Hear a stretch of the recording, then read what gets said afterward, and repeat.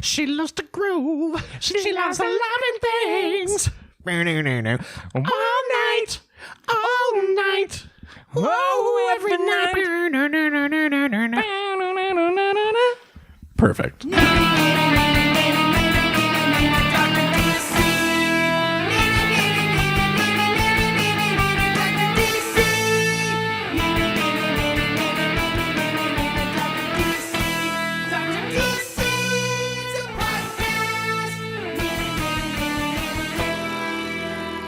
Welcome to the Dr. DC podcast. My name is Colin, and next to me is the doctor himself. Hello. And as always, we are joined by our producer, Richard. Ahoy hoy! Each week, we talk about the world of DC Comics and field questions from listeners like you, while me brain go ouchie when Dr. talky big words.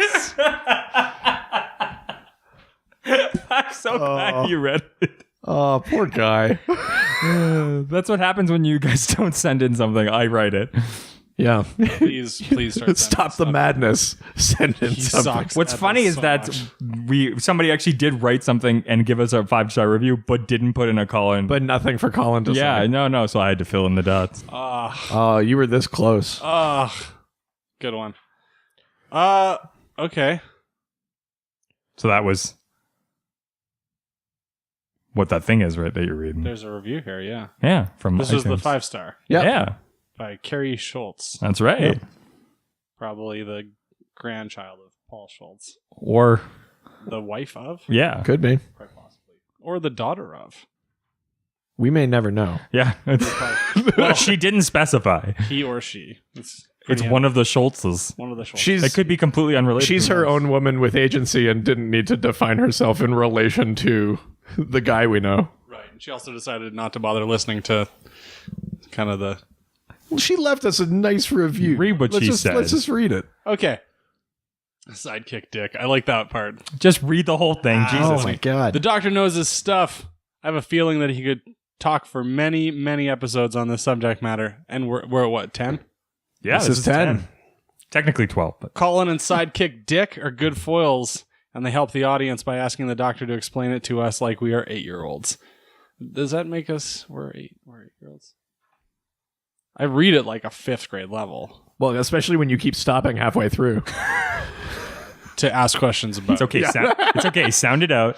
As a non-superhero comic book reader, this makes me excited about the DC superhero universe and want to learn more about it and possibly even buy a DC superhero comic. Ooh, I love to hear that. That's yeah. great. Yeah. Right. So when I do it, I'm an idiot. When you do it, it's... Yeah, but you don't want to. sorry. You're getting forced to. Sorry, you I'm finished. also more excited to watch more DC TV, streaming, and movie content. Oh, and maybe you need a swear jar, guys. All great points. Yeah. That's that. This person is a parent. Do you know what, Colin? It's a parent, for sure. Do you know what, Colin? I bet you Is that for me? that she listened to the Ultra Comics episode. Oh, yeah. Because You were literally just about to swear. yeah. I saw the F almost come out. Yeah. Well, you know. You have feelings about Grant Morrison. It's okay. Yeah. Do you know what's great about that though? Is that he's nowhere to be seen in our episode today. Okay. Yeah. Okay, well, let's talk about the news. Thank you, Carrie, for the lovely 5-star review. Yes, it was very sweet. If you also want to send us a 5-star review and write some nice things and maybe even do the what Colin does, you can just go on iTunes, give us a 5-star review, write some nice things if you want, or you can just say Colin does stupid things. Yeah. Right, yeah. And we will read it Or send us on the show. parenting advice. Yeah. Yeah, you can give us parenting advice. We don't have any children, but As far as I know. We should try to start parenting each other. That's what I've been trying to do every episode. That's not working. shut up. It's not. I'm terrible at this. Okay, so in news, Shazam director David Sandberg shows first official look at Shazam script. Psych. Yeah, he tweeted out this image of the Shazam script, quote unquote. Oh, gee. But it's definitely just to troll people because it says like Billy Batson as a kid sees this blue and red blur like fly across the sky like it's Superman, and he says something like, "Oh shit, it this guy," and then he like turns into Shazam, and then this like he like challenges Superman to a fight, and it literally says in the script, Superman puts his glasses back on like a bitch. That's right. So it's It's not real. If anyone just saw the image and liked it and retweeted it, it's not real. It's not real.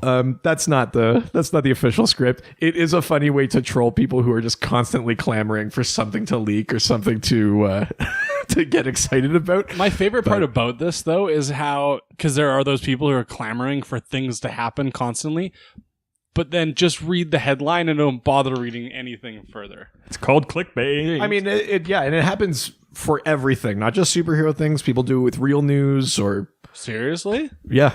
God, I spend way too much time on my toilet with my cell phone reading news articles all the way through. You know what? Like, oh, that sounds interesting to me. I should probably... I'm not going to say this very often, but everyone should be more like Colin. Actually read the article. Don't just read the headline. That's right, ladies and gentlemen. Colin can read. Well, we know that because last time he brought out Fahrenheit 451, which he And I have apparently a read. script. He apparently read Fahrenheit 451 in 5th grade, so he's probably better read than the rest of us. That's very true. That's my 5th grade. All level of the reading. books I read have pictures. That's can't fault you there. I was gonna say that sounds like porn. Adam West, Batman versus Two-Face, the trailer debut. What? Yeah, so this is a Isn't he? he is. Yeah, we did an episode. It was our second he back? episode. It was our like special, yeah. Because Yeah. like right as we recorded the first episode, then like just after that, the news of Adam West's passing happened. So we just put out a very brief special where we acknowledged that. So no, Colin, we did not go back in time. But because animated films take a while to produce, Adam West was able to lend his voice to one more animated movie. They had already done one sort of done like the old show, like that very campy It's 60s super Batman. like vintagey, like Batman style. That one's like, called Return of the Caped Crusader, and it's great. I'll watch that. And then this one is loosely based on an unused episode, a script by Harlan Ellison that would have introduced Two-Face to that Batman 66 show. That's one main character that never was on that show. wow, that's like a big main character. Yeah, because I think they couldn't figure out how to do it and keep it light. And Harlan Ellison's script, like he still gets like horrifically scarred by acid and things. But at any rate, this animated film it introduces Two-Face to Batman 66. And Adam 66, they should have been all about dropping acid. and Adam, yeah, Getting dropped in acid, dropping acid, very Whatever. different It's- things. I see what you did there. Yeah, you got it. This is Adam West's last performance as the Batman. And it also features William Shatner as Harvey Dent and Two-Face. Oh, no, my face. Do you know, there's a little bit of that in there that you can hear, but he actually does a pretty good job of not just doing his own voice. Like he's trying to put like some gravel in his voice. Please tell me at least goes, hey, Batman. Oh my God. If that was in there, I would die. But yeah, there's a trailer out. I encourage you to go watch it. And yeah, if you're interested, see the movie when it comes out. It's Adam West's last performance as Even if you're Batman. not interested, do it because Adam West is a treasure. Yeah, exactly. And he deserves it. Just have to get awkward like that. Staring into the void again. That's right. Oh, my brain. Me brain ouchie. Fuck you guys. Just add a little sound effect of me dropping a piece of change into our swear jar. Okay. Save the date for Batman and Catwoman's wedding. Yeah. That sounds like a really terrifying wedding. Yeah. All, So all black. Who's going to wear white? This is like, I mean, Batman's been around for like, 40, 60 years? How long? no, like 77, 78. 78, yeah. He came out in 1939. Wow. And so they've had this back and forth for that A long. long time. Catwoman debuted in 1940. So they've been playing this game a long time. And just a couple of issues ago in the Batman series, he finally proposes to Selena Kyle, to Catwoman. They've had an on-again, off-again romance for a very long time. And it usually, I mean, they've like hooked up a bunch, but it usually ends at the point where Batman's like, you need to totally change your ways, blah, blah, blah, blah, blah. But I think And she's like, meow, meow. Batman is sort of recognizing that there are things in his life that he can control, and he actually can allow himself not to be constantly thinking about So how did- his dead parents, and this is one of them. So How did he get her to do it? Was it like a laser that he had like drew across the ground and then she showed up? Or was there like catnip in the box? I will say, it's actually, do you know what? I got a little Are you choked getting up a little about- choked up? I got choked up last week about Ultra Humanite, but this is doing it too. it turns out that in their first caper, she tries to steal this diamond, and immediately afterwards, Bruce Wayne legitimately buys it.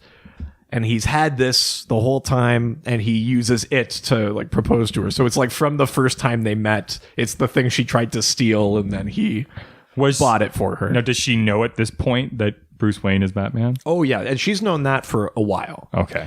Her and Alfred, the two people who know that. So is this like a new 52 Batman? We're kind of beyond the New 52 now, because now we're into Rebirth. So it's sort of taking what was in the New 52 and blending it with everything pre-Flashpoint. Blue Dick DC now. Yeah. Dr. Manhattan, that's right, yeah. I'm learning stuff. Oh, Blue Dick. So it's basically a combination of like sort of post-Infinite Crisis DC and the New 52. And we're sort of in this Rebirth realm that puts the two together. But yeah, Batman and Catwoman are getting married. So... hopefully they don't have a ton of like mutual enemies that will try and crash that, because when Green Arrow and Black Canary got married years and years ago, all of the supervillains crashed that wedding. Really? Yeah. They got canaried? Well, she has the canary cry, that like supersonic scream. So, yeah. So like how many issues off is the wedding then? I honestly don't know. Is there going to be a black tie affair? Well, at least black leather. I'm going to wear so much black. Yeah. Justice League theatrical trailer features a new Aquaman dialogue. Yeah, so there was a trailer released internationally, and it basically just fills in a little bit of dialogue from a scene that This is crazy, fighting the devil and his army in hell. Honestly, I think we're all going to die. Yeah. So it basically just fills a little middle bit of that line that we heard in the But I feel Justice like it League gives some trailer. interesting context, right? Like his army in hell, like are they going somewhere, or is his entire army coming there? Well, yeah, this is the thing. Are they in hell, or is hell the- coming to them? Well, so it's not hell literally, but Darkseid is the god of evil. Yeah. And Apocalypse, his homeworld, is a hellscape. So does that mean the Justice League goes to Apocalypse? Maybe. Does it mean that during the invasion that, Apocalypse comes to Earth? And That definitely happened. that almost certainly happens, because we've see already the seen... the surfer Aquaman into... And yeah, because we've seen the Red Skies, and we've also seen Steppenwolf use his axe and like lavify a bunch of ground and stuff like that. So it might be a combination, but and I don't like speculating too much, but I think it would be kind of neat if we did get to actually see Apocalypse in some way in this movie. That'd be pretty cool. Yeah, it'd be neat. I'm just looking forward to seeing Jason Momoa in a movie. Jason Momoa, Mimosa, Samosa. Samosa. Jason Momoa's Mango Mimosa Samosas. Oh, that's right. we Yeah. got mangoes in there now? This was a Twitter exchange where we kept like adding words. I hate Twitter. I know you do. Donald Trump's on Twitter. If you want us to make shirts for those, hashtag mimosa yes. And if you don't want us to make shirts, hashtag Mimosa no. Yes. All right. All that water is making Aquaman super complicated to shoot. How is that not more apparent? Yeah, well, I mean, like there's... Why is that a surprise to anybody? They've been using a couple of tricks so far to film like scenes with Aquaman, and this goes all the way back to his like brief cameo scenes in Batman versus Superman. In those scenes, he's pretty clearly actually underwater because his mouth is shut and he's like clearly holding his breath in that scene, which Aquaman doesn't need to do. I was just gonna say, yeah.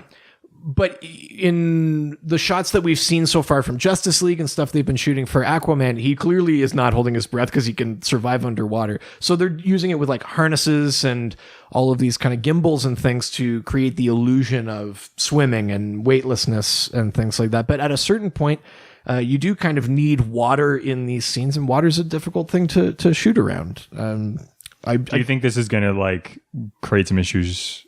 Like we're gonna get delays? I don't think so. And I mean, it's not like it's the first movie shot around or near or about water. Waterworld? I was thinking Waterworld as well. I was also thinking like Titanic, like The Abyss. Dr. DC eats his words. Yeah. Yeah, that's right. What's that one with Samuel L. Jackson and the Sharks? Deep Blue Sea. Yeah, that's a good one. It's true. He could have used Aquaman because Aquaman could have stopped him from getting eaten. by talking to that shark. Basically, the director said it's a very technically challenging shoot to be on. Yeah, and I don't think that actually like means anything in terms of like bad omens for the film, but He's probably just expressing that it's proving difficult to work in that situation. Yeah, he says working with water and even the dry for wet sequences are very complex. Yeah, I think he's just if the movie isn't good, he's like, water's really tough. remember when I said water was tough? See, you see. No, I trust him. He's a good director. I'm looking forward to it still. So we've got some super special Dr. DC news. Oh yeah, That's right. Hey, Do you want to take this one? sure. Yeah, I did a lot of the work. I think so. I mean, we got a website, guys. Yeah. Yeah, we even got content on that website, guys. What? Yeah, drdcpodcast.com or .ca. That's right. we have both. Canada and America and the world. United as one. That's right. I haven't gotten .co.uk yet, but Yeah. .co.nz. yeah. That's remember TK? That was really popular for a while. TK, yeah. I had some GeoCity sites on I did TK. too, actually. Yeah. But yeah.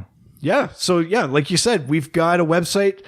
All of our episodes are up there. There's some. I'm making some additional content that's in there to Every week. to kind of flesh out stuff that we talked about in our issues, and also just things that I find interesting that I think maybe will help people who are listening to the podcast and then actually trying to dive into comics. So hopefully you'll find the stuff on there helpful. And sometimes if we talk about some stuff and we want you guys to see it, we can be able to post it there. And if you guys send us anything, we can post it on there. And there's also some information about us a little bit, give you guys some backstory on what our knowledge is in the DC world.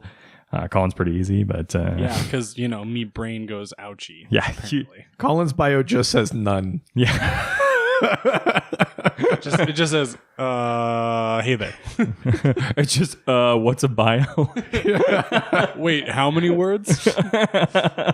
But yeah, so go check it out. Like we said, all of the episodes, new articles every week, and and when we have like exciting news, that'll be posted up there too. Yeah, so please check it out, drdcpodcast.com Or .ca, Canadians. Yeah, you dang Canucks. That's Cool, us. cool, cool. We're on the internet. Well, we're already on the internet, but we're super official on the internet now. Now we have a home on the internet. That's right. We're not just renting from Libsyn. That's right. We got our own place. Yeah. Our own pad. though we do our laundry there every week. That's right. We still bring our laundry home to Yeah. website. And we raid the fridge. That's right. So on this week's episode, we're doing something kind of neat. Oh yeah, something new for episode 10. Yeah. Mrs. Issue Dr. 10. DC came across on the World Wide Web a binder full of DC playing cards. They're not playing cards, they're collector cards. Right, you don't play with them. I believe actually it's they're trading cards. These are Wow, that was the loudest notification sound. Yeah, I'm deaf, so. Apparently. so these collector cards are like near mint condition. They're from the 90s, so they're kind of hilarious. But yeah, it's a set of DC collector cards. And we thought it would be fun for our 10th episode if Colin picked 10 characters at random out of this collection, and then I would tell him about them. So, shall we? we shall. DC collector cards. Hold them to your body and hold them to your heart. You're getting better every week. know. I didn't mean that to sound so patronizing. I meant Just that a good boy. I meant that very sincerely. I'm trying. I thought about it for a second before I sang. No, it was great. Yeah. So, Colin, what's the first one? I don't know how to pronounce the guy's name. Try it. Ooh, yeah. Try it. Mr. Mxyzptlk? Okay. I know exactly who this is. So, Okay, let's just, the spelling is Mr. Obviously is Yeah. the prefix. Mxyzptlk. that's right. His name is Mr. Mxyzptlk. That sounds like a sex move. Oh, I hope not. So, Mr. Mxyzptlk is an imp from the 5th dimension. He's a higher dimensional being whose powers are so vast. He can basically bend reality to his will. He has such crazy powers that they come off as magic. And Mr. Mxyzptlk is not a villain in the traditional sense. He's not out to kill Superman. He's a Superman villain. I should mention that. But he's not out to kill him or to take over the world, which would be too easy for him. He's like a prankster. He just likes to play with Superman, to bug him, to mess up his day. And the only way for Superman to defeat him is to make him say his name backwards. Kill Tipsy's him, for those interested. And when he's made to say his name backwards, sometimes he's tricked him into writing his name backwards, which I imagine is way harder. Then he is flung back to the fifth dimension, and he can't come back for 90 days. So he's kind of like a prankster. He looks like a little leprechaun. He does. In the Superman animated series, he was voiced by Gilbert Gottfried. Oh, that makes sense. That's great! Yeah. I'm Mr. Mxyzptlk. That was Get away, Aladdin! yes, that was a crazy crossover. Now recently in the comics, Mr. Mxyzptlk, who has these crazy powers, was still held captive in this prison that is sort of tied to the Dr. Manhattan thing. And he managed to escape, but it drove him insane because in order to make sure that he couldn't be captured again, he used his powers to make himself forget who he was. And so he actually became Clark Kent with all of his memories, the exact like DNA of Clark Kent, but not Kryptonian. So I'm Superman! well, but he didn't know. So he was just Clark Kent. So for a while there was a Superman and a Clark Kent, and they couldn't figure it out. And eventually he gets his memories back, and now he's kind of like gone off the deep end. That time imprisoned and that time forgetting who he was has actually affected Mr. Mxyzptlk. Oh, wait, I'm not Superman! Yes. He's flying and just falls out of the sky. Whoa! Typical! But yeah, so he, like I said, he's not like a mustache twirly villain usually, with the exception of what's happened to him very recently. He's like a prankster. He just wants to have fun with Superman or kind of ruin his day. And, I like that. Yeah, and they're always fun. They're wacky comics when Mr. Mxyzptlk shows up. And fun fact, his name, as Colin spelt it out, is not how it was always spelt. He's Mr. Mxyzptlk now, but in the Golden Age, so in like the 40s, he was Mr. Mxyzptlk. The P and the T were reversed. Why? I think what happened is in the Silver Age, someone misspelled it. And they just were like, and then they were just continuity. Like, Earth 2. Just the tip. Yeah. I see what you did there. Yeah. Okay, so we're going to move on to the next one. Sure. Dove. Dove. All right. Not just for washing your body. Yeah. Have you ever heard of this character before? No, I have not. So, Dove is actually one half of a superhero team. That was like a pigeon. That was terrible. I don't know. What does a dove sound like? I don't know. It's probably kind of like that. Probably like crying. Just tears. Oh, is that Dove being eaten? It was dove attacking. Oh, okay. Because it's just like, I'm Well- a dove. And then, It's funny that you say Dove attacking because that actually is relevant to this conversation. So Dove is actually one half of a superhero team called Hawk and Dove. So they're a superhero team. They are Hawk and Dove are respectively the avatars of war and peace. So Hawk is aggressive and fights and So he's the peaceful one then, for sure. yeah.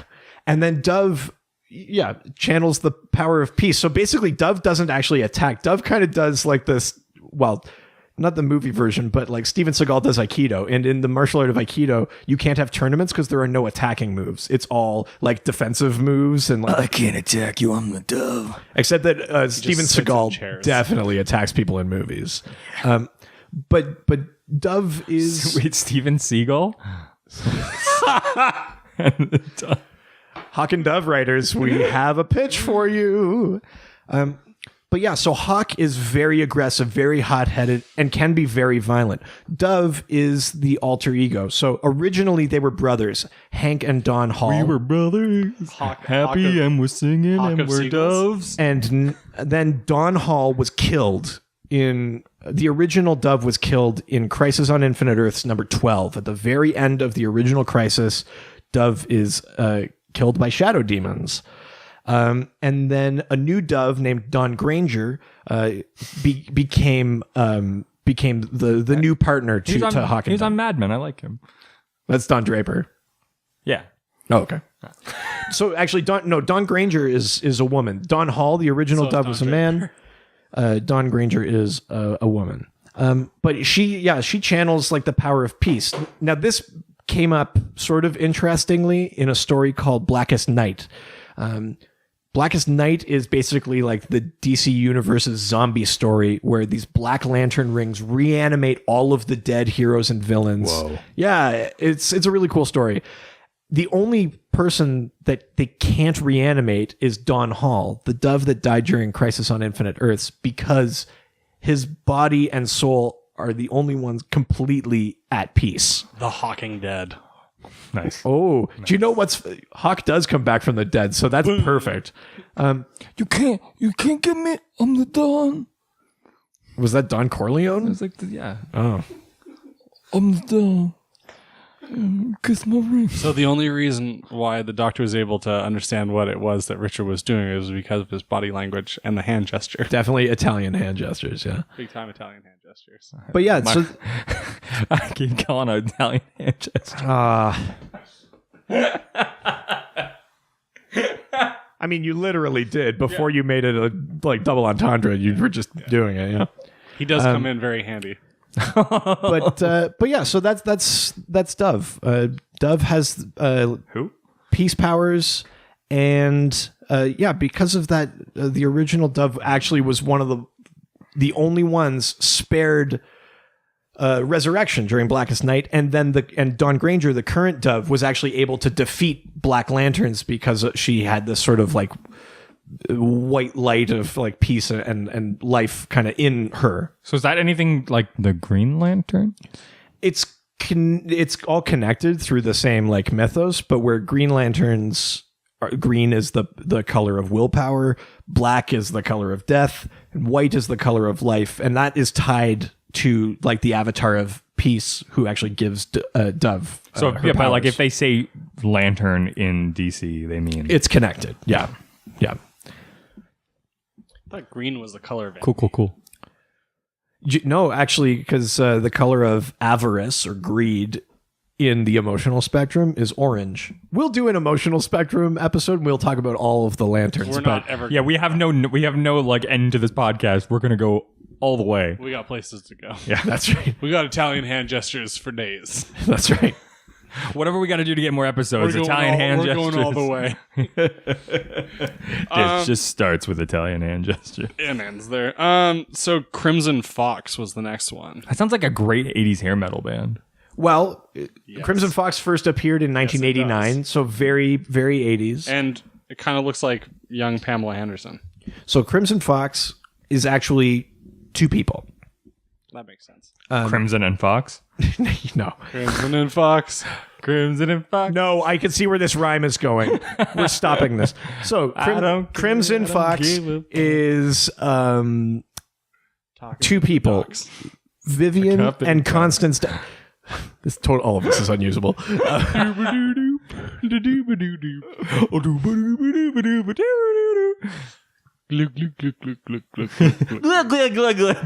was saying that we're driving the doctor to drink, but No, sorry if I hear that. I just immediately think it's Ukrainian Popeye. can we add him into the superheroes doing normal everyday guy stuff? What Ukrainian Popeye? Yeah. He's the only superhero. You love me, cabbage. Anyway, so let's talk about Crimson Fox. Are you just being quiet so that there's an edit point? So Crimson Fox is two people. Vivian and Constance Daramis. They're French, and they're twins. They are like part of this sort of wealthy family who made their money in like the perfume industry, and they actually have like pheromone powers. But they decide to use those powers as a superhero, so they fake Constance's death. And then they basically each of them live like a half-life. So at any given time, one of them is pretending to be Vivian, running the perfume company, and the other one is the Crimson Fox. It's very much like the Prestige, spoilers, but like One of them dies? no, Christian Bale's character, like, he does this like magic trick where he disappears from one spot and appears in another. It's But I because thought because there was a clone that one died. that's how Hugh Jackman does it. He like bends the laws of physics to do it. But then the reveal is that Christian Bale just had a twin, and they both led one life. Yeah. So the same thing is actually true about Crimson Fox. And they trade off. So both of them play the role of Vivian, and both of them are Crimson Fox at some point. Crimson Fox was a member of the Justice League for a little bit, and then both were killed. Not at the same time, though. One of them was killed by a French villain named the Puanteur, and then I am in the Puanteur. and then the other one was that French? Your understanding of like what other people sound like is just amazing. Amazing. That's what I'm here for. And then the other one was killed by the Mist, who is like a Golden Age villain. The Mist. Actually, do you know what? They didn't say You've watched lame The as- Flash. The Mist was on The Flash in the first season. Was that the weather guy? No, not Weather Wizard. He was the guy that could turn into like a green cloud. Oh, yeah. Yeah. What a name. The The Weather Mist Wizard. was on The Flash, so there you go. Was the Weather Wizard always on point with the weather, though? Was he like, it's going to be 28 degrees? The Weather Wizard's Boom, sorry, 28 just to go like on this tangent. Weather Wizard's power isn't predicting the weather; it's that he's like Storm. He can like control the weather. Right. So that'd make him the perfect weatherman. Yeah, because he'd be like, it's 28 degrees, and then it is. And it is right now. Because he made it that way. Seems like a weird way to use his superpowers to be a great Weatherman. meteorologist. He'd be the Because you actually aren't a great meteorologist; you're just cheating. Yeah. he'd be the only meteorologist to be right. Boom. That's fair. Shots fired. But yeah, so after both Vivian and Constance were killed, there was like a successor to the Crimson Fox that had some connection to the Daramus family and had the same powers, but they never really explained what the connection was. They just suddenly had the same powers. Yeah, it was just one of those. It was kind of a write-off, but the Crimson Fox doesn't show up all that much. That's too bad. Yeah, I miss you guys. I wish I was part of the regular. is that Mexican? I don't know. I'm trying to. I am a trans. I can't. No, it's not. I'm like reaching. I'm reaching. I just... I got to stick to this voice. Oh, That was like a mix of like Ukrainian Popeye and like... I don't like Mexican Wah guy. Richard. I was going to say it's more Wario than anything. Oh. I am a Wow Richard. Hey, Colin, who's next? All of us. We're all dead now. Nuklon. Nuklon. Nuklon is actually the original superhero name of a character better known as the Atom Smasher. Oh my god, is this like Radioactive Man? Oh, no, but Nuklon's costume is a little radioactive Manny. Oh my It's God. like red and yellow. Goggles. They do nothing. They do nothing. Remember, this is real acid. Yeah, so Nuklon was his original superhero name. His name is Albert Rothstein. He's the godson of the Golden Age Atom, Al Pratt. And Atom. Albert Rothstein is also the grandson of a Golden Age supervillain named Cyclotron, and so he inherits this ability to alter his size and mass. But instead of like the current Oh, Atom, that'd be a nice power to have.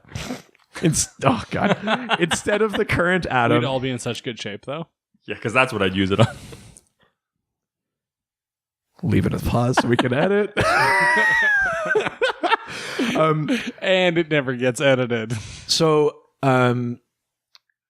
instead of the modern age Atom, who uses his powers to like shrink down to microscopic size, Atom Smasher actually grows, and when he does, and he increases his like mass and density, he becomes like invulnerable to damage, super strong. Is that the guy on Flash?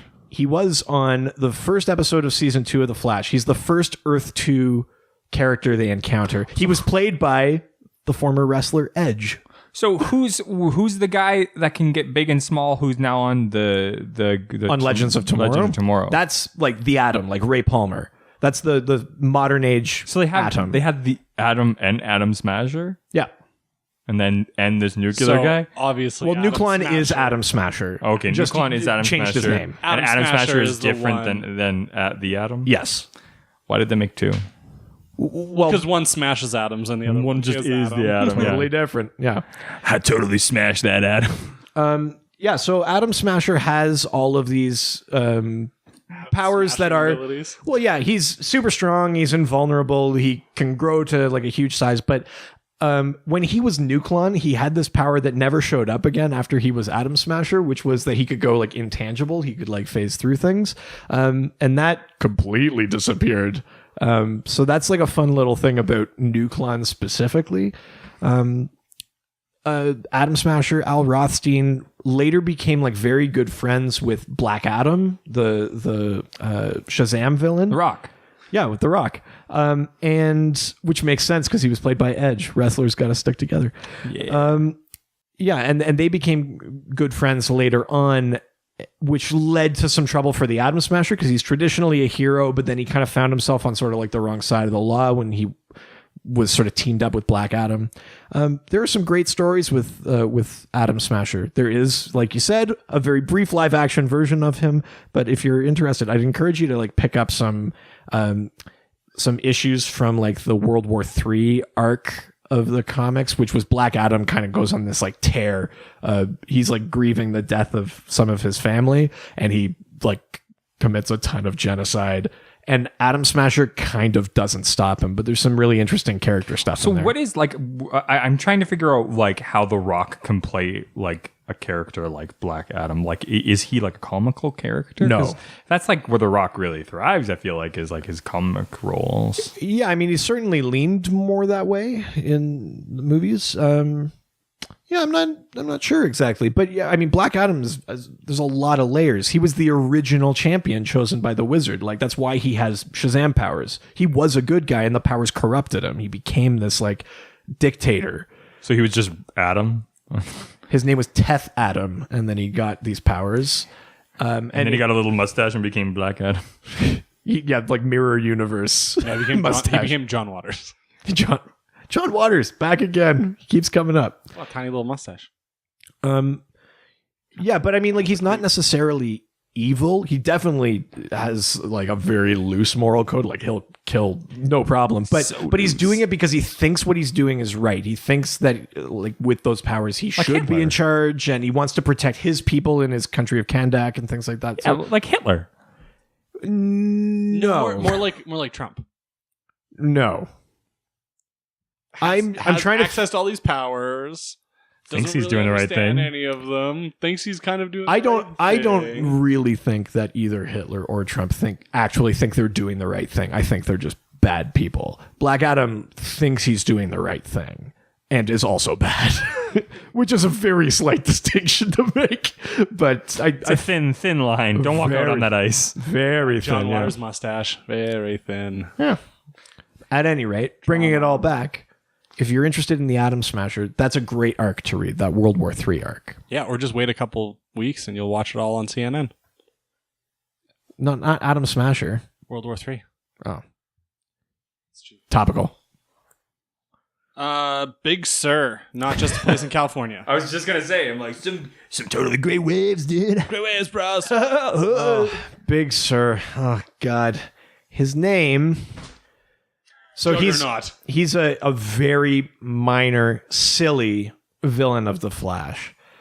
His real name is like Doofus P. Ratchet or something. That's a terrible real Oh, name. God. It's actually, this is a character that has not aged well because it is super inappropriate. It's not cool, basically. This character... blackface or something. What? Well, he's not the smartest.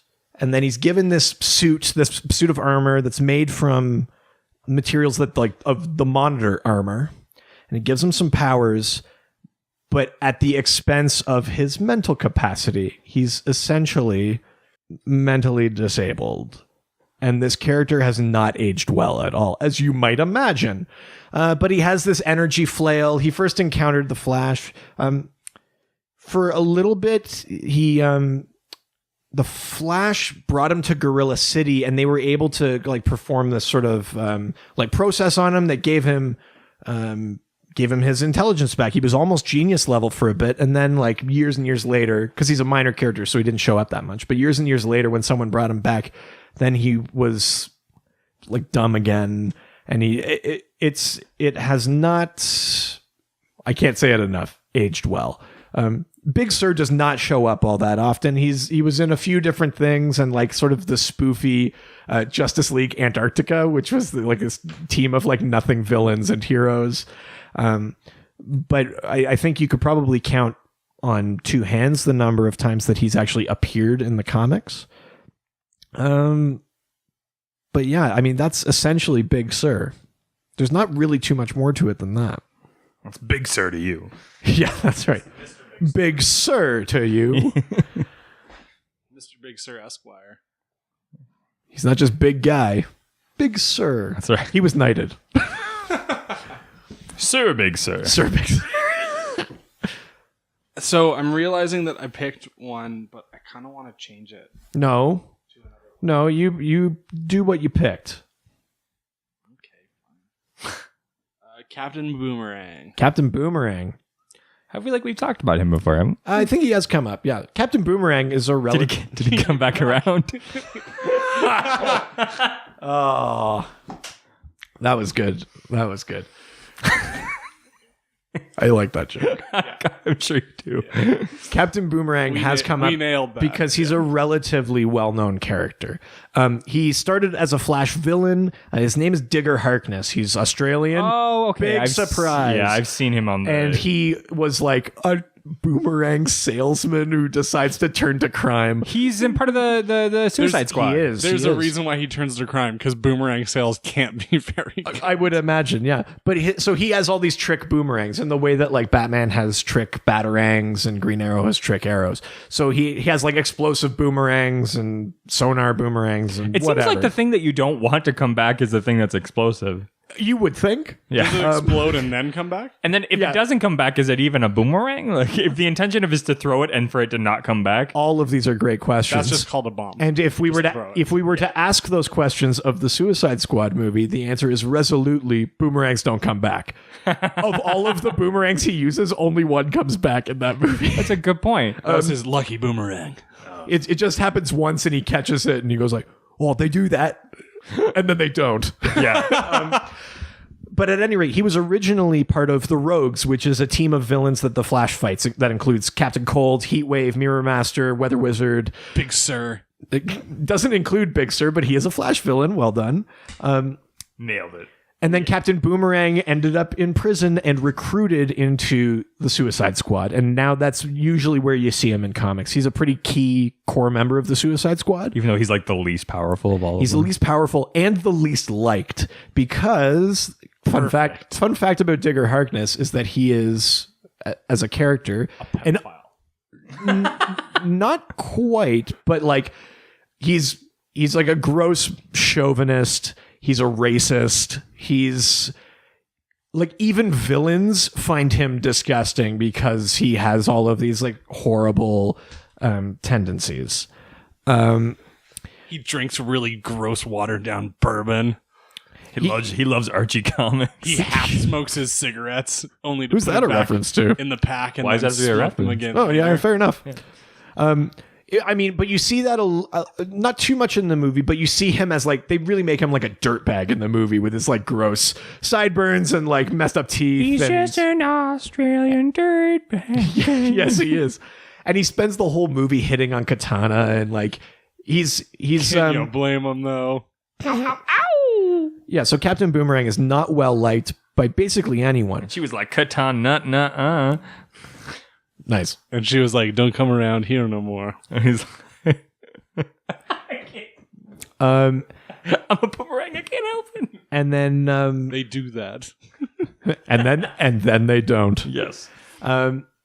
Yeah, in the comics, he was killed at one point, and then his like illegitimate son became the new Captain Boomerang for a bit. But Digger Harkness is the main one. He's the current Captain Boomerang. Yeah, because he was going to have a legitimate son with Well, somebody. exactly. Like that's just to reinforce that part of his character. He's like a deadbeat, basically. Are you ready for the next one? I am. Okay. There's two really funny ones. Well, one at a time. I think.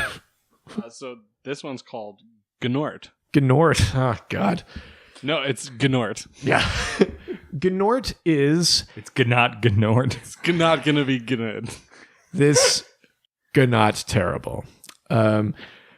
So Gnort is like a humanoid dog alien, and he's a member of the Green Lantern Corps. He is a Green Lantern.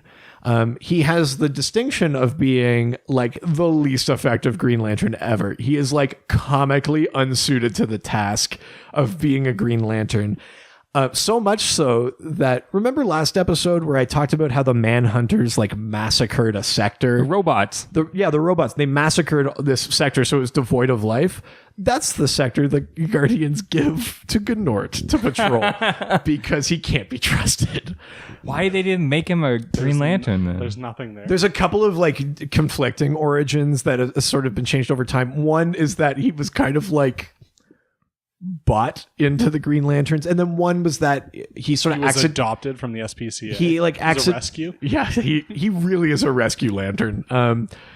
But I thought they had to be like certain like characters of distinguishment to like become. you're supposed to be able to overcome great fear. You have to possess great willpower. Basically, Gnort is very like pure of heart, very good, and he does try very hard. good boy. But he's just terrible. He's not good at his job. He does have an arch enemy. The arch enemy's name is the Scarlet Skier, It's called a villain so stupid and terrible that he was actually stopped by Gnort. So, That's amazing. yeah, Gnort is just a joke character. He was often just comic relief in the comic books. He was also a part of that sort of joke spoof Justice League Antarctica with Big Sur. Gnort is like not a legitimate lantern. He's total comic relief. do you think they're gonna put him in the Green Lantern Corps? I think it would be hilarious to have him like in the background and like watch him like trip and fall over or like knock people over. Get away from me! I think that would be like a funny little thing for people who read the comics, but I would not want, this is a weird reference to make, I wouldn't want screen time the way that they gave that stupid talking dog screen time in Men in Black 2. Yeah. You know, where they kind of made that like a secondary character. Yeah.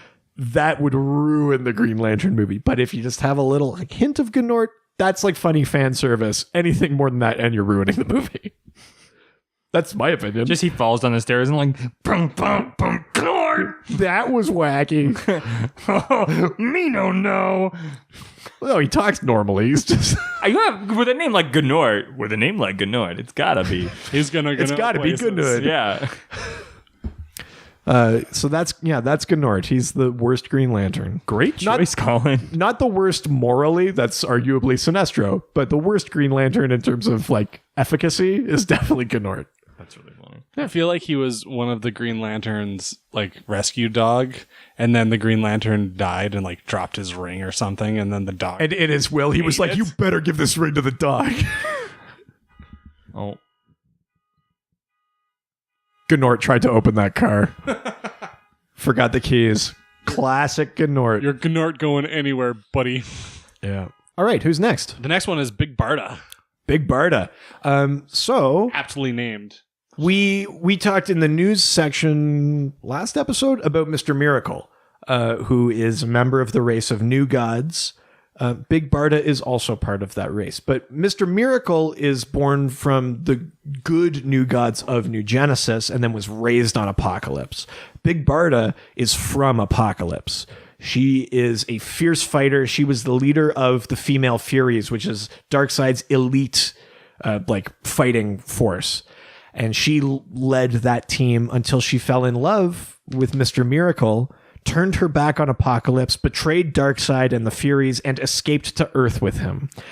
So Big Barda is, I think she's like taller and like more muscular than Wonder Woman. And yeah, she's from this race of new gods, just so she has all of those kind of generic powers of like strength, stamina. She's what they call an Amazon's Amazon. That's a good way to put it. Actually, she is an Amazon's Amazon. She's a very Is she an Amazon? She's not, but just in terms of the comparison, she is an extremely skilled fighter in multiple forms of combat. She also has a thing called the mega rod that shoots like energy blasts. Her too? Moving on. But yeah, her and Mr. Miracle have both been members of the Justice League. They both Earth is their adopted home, so they've become heroes here. And often their story, the past on Apocalypse comes back to haunt them. So the female Furies come after Barda for betraying them, or Darkseid is after them, and because they are from those worlds and they have mother boxes that can create those boom tubes that you can pass through, they are often key to stories where characters have to get to Apocalypse to fight the new gods or have to get to New Genesis.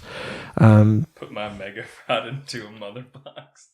I knew as soon as I was saying those words that it would go that way. Because of course it would go that way. Who would name things like that? That's just where they go. Yeah. Yeah, you clearly have to put the mega rod in the mother box. Yeah. We're firmly in double entendre territory now. Very firm. Hey, it's warm. Oh, damn it. I'm not helping. It's warmer on the inside. That's a double entendre. Oh my God. That is an incredible joke. That is... I'm not even laughing because that is the funniest joke I've ever heard. That's why you're laughing so hard. I can't laugh because I'm like too shocked by that joke. That is the greatest pun. Holy shit. Thank you. I need a minute. Like a whole minute? We'll edit this That's out. longer than Richard, Anyways. Can use my mega rod. All right, let's move on. That was amazing. Kilowog. Kilowog is also a Green Lantern, but unlike Gnort, Kilowog is extremely good at his job.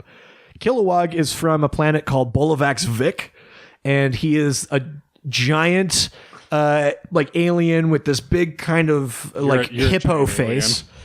And Kilowog in the Green Lantern movie, which I will not speak very much about because it's terrible, but he was voiced by Michael Clark Duncan. Yeah. Kilowog is the drill sergeant of the Green Lantern Corps. When you show up to become a Green Lantern, Kilowog is the one that puts you through your paces. He's the one that you have to impress to become an actual officer of the Corps. And so if you can imagine like the skill level and the dedication and that you would need to be in that position, that's what makes him so great. He's a longtime friend of Hal Jordan, the original Green Lantern. Good guy, Hal Jordan. Well, yeah, because when Hal Jordan was a bad guy, he killed Kilowog like brutally, like basically like incinerated him with his Green Lantern Was this ring. before or after Hal was a good guy? I said after. Hal was a good guy, and then he briefly was possessed by Parallax, the fear entity, and he killed the Green Lantern Corps, including Kilowog. Much later, as with comics, people come back to life. He just left Gnort out of that, and he was like, "You're not on the list." You never saw Gnort in there, but I think it's safe to assume he didn't make it.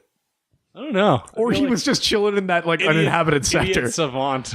He was just in The that. last Green Lantern alive. He was just patrolling empty planets. Like, I hope no one's causing any crimes. Does anybody know Gnort. Where's everybody? Where is everybody though? He comes back like, oh, no one take me out for lunch. I was just wondering, was guys? Hello. But yeah, so Kilowog is like it's like the opposite of Gnort because he is a very powerful, very talented Green Lantern. Not clumsy at all. Not clumsy at all. We're gonna go to my favorite Thai restaurant in Skagway, Starfire. Colin has spent time in Skagway, Alaska, and there's a Thai restaurant there called Starfire. Starfire, yeah. Starfire is... They have really good purple curry. They do, actually. They're really good purple That's curry. true. Yeah. Starfire. Step into the starfire. Go into the fire. A starfire. Playing it very safe by not adding any other words. Your rhyming patterns. It's like a Pokemon singing where you could only say your name. Yeah. So Starfire is the name of a character probably best known as a member of the Teen Titans. She comes from a planet called Tamaran, and she was kidnapped. She was sort of like sold into slavery to the Citadel, which is this sort of evil empire, and was trained by the warlords of Okara to be this warrior. But as a Tamaranian, she has the power, kind of like Superman, to absorb solar radiation. She gains, strength, and she can fly, but she can also shoot like energy blasts. She has some other. So she's a character who is also very well known for being very like open sexually, which initially is just because it's a comic book written by men and they drew like a hot character. But it's Starfire, since when written properly, can be a very sort of like empowering, sort of liberating character. One of her superpowers, sort of tied to that, is that she can learn any language by kissing someone. Not like she can't just like kiss you and you don't know the language she wants and then she learns it. You have to know the language she wants. But if you know Italian and she kisses you, then she knows Italian. Classic Italian kissing. It's better than the Italian hand gesture. Can she do an Australian kiss? Oh, no. No. Colin, do you know what that is? Starfire. It's a kiss down under. You're the worst. So that's an example of Starfire being written poorly. What's a French Australian kiss? Starfire. French kiss down under. Jesus Christ. Starfire, when written properly, that sort of sexuality and that openness, she's kind of not necessarily empathic, but she does have these sort of like communication abilities. So she is a very interesting character. Sometimes she's played very innocent, like she doesn't understand like Earth customs. So that like they kind of play the fish out of water thing a little. It's almost like a Crocodile Dundee kind of thing where she doesn't like know how things work here, and that's very fun. But she's a very, very fierce fighter. She leads the Teen Titans currently. She's had an on again, off again romance with Nightwing over the years. As well as a couple of other characters. And her sister, Blackfire, is evil and basically has she's like taken over Tamaran, like her home world before. So there's a lot of sort of tension between those characters. So we're all out of characters. Okay. But I saw one. Okay. And I can't help, but I kind of want to throw you to the wolves on this because We've got the time. I genuinely believe that you will nail this one. Okay, it's a bonus one. It's called Batman. Have you heard of him? You heard Bruce Wayne. Weiner. So the name is Granny Goodness. Oh, I know Granny Goodness. Oh, this is where I live. I know Granny Goodness. Goodness's house? Well, when the going gets tough, the tough go to Granny Goodness? Well, do you know what? Granny Goodness, it's funny. I actually do know a lot about Granny Goodness because she is very intricately tied to the stories of Mr. Miracle and Big Barda. Oh, boom. So she is also of the race of New Gods. She is from Apocalypse. She is evil. Yeah, she is the one. Like a bad mother. She is the one that But runs. A really good grandmother. You know what I'm saying? Let me see this. She runs those torture orphanages that I told you about, where Mr. Miracle grew up. No, you didn't tell me about those. I did last episode. Oh God. So she runs those orphanages. She is the one who trains the next generation of female Furies, like Big Barda, for Darkseid. She is like ruthless. They kidnap children when they're young and turn them into warriors and torture them and brutalize them. Yeah, when else would you kidnap children? When they're old? Fair. Okay. Then they're fair point. Not kids anymore. So that's Granny Goodness. So she, because of that, is very tied to both of their histories. Mr. Miracle escaped from her orphanages. Oh. Big Barda turned her back on the female Furies, which Granny Goodness, Big Barda was the leader of the female Furies, but Granny Goodness trains them and selects. Very, very disappointed in her decision to leave. Yeah, very disappointed. I don't like that at all. Now, Granny Goodness, you might like this. It does actually appear in an animated DC film. There's one called Superman Batman Apocalypse. And Granny Goodness is voiced by legendary actor Ed Asner. Just to like, and is great. Ed Asner is amazing as Granny Goodness. But she's a very talented case of a man stealing a lady's job. She's another very talented fighter. She does train the female Furies, but the thing that makes her even scarier is just like how ruthless she is to children. And in many storylines with Granny Goodness, it's about like these abductions and tortures. She's like trying to craft soldiers, like it's like a child soldier kind of thing. Sounds like Richard's grandmother. If you don't eat your porridge, I'm going to slit your throat. Oh, Just kidding. the more I learn about your family, or at least this fictionalized version of your family. We need to make an animated series about Richard's family. I don't want to be that sad. My name's Granny Goodness, but you can call me Granny Bad Touch. Can we cut that out? That's what I said. That's what I said. So yeah, that's Granny Goodness. I think we did it. I think we did. That was the quick fire collector card extravaganza. So these cards, are they mostly from like the same time period? Yeah, so this entire set of cards is from 1991. So I know the Marvel cards were super popular around then. I didn't know if the DC were though. I'll be honest, I'm not sure either. So where I was in 1991, these weren't on my radar. Yeah. Because I remember the Marvel cards being very big around this time. Yeah, and like again, they're not playing cards. Like they're not. No. They don't have like stats. They don't say like Superman uses heat vision, does like 20 damage. It's not like that. I it's wish. just like facts about heroes and villains and some images, and it tells you when their first appearance was and stuff like that. They're just like collector cards. So are they still making those? They do still make collector cards.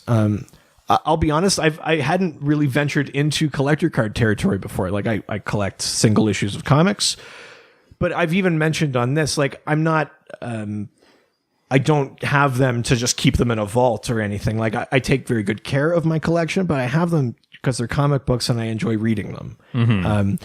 So I like never really went into this territory, but yeah, Mrs. Dr. DC, my other half found these and got these for me, and yeah, they're great. There's Specialist DC, yeah, Dr. and Mrs. Dr. DC, Oncologist DC, Oncologist DC. So do they have any like intrinsic like value? Like is there Like as a collector item? Yeah. I haven't looked. I mean, these are in very good condition, so it's entirely possible. But with anything, it's whatever someone is willing to pay for Yes. it. Really. Maybe we might come across somebody at the Yukon Comic-Con convention that we're going to. Oh, You know what? That's a really of the good month. point.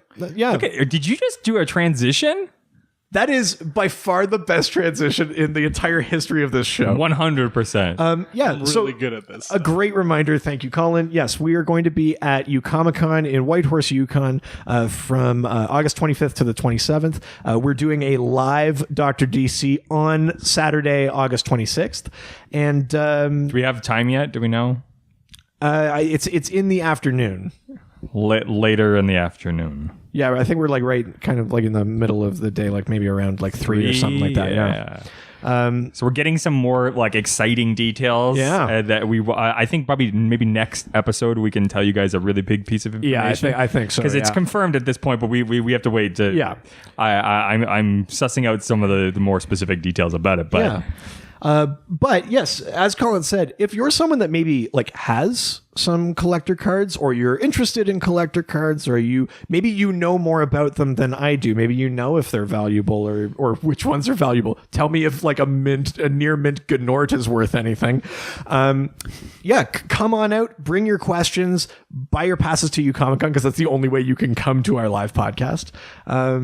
But yeah, hopefully we'll see you there if you live in Whitehorse. Oh, and I'll do a little bit of my own drop actually. Is if you're listening to this and you want to see some more comic book goodness, there will be a DC character there, but we are doing a live roast of Captain America on the same day as our live podcast. Actually, That's right. The Saturday night, and so we'll be able to make fun of Captain America, and one DC character, Robin, is going to show up. That's right. There's a lot of comic book good, as you might imagine, happening at UComic-Con. Yeah, surprisingly.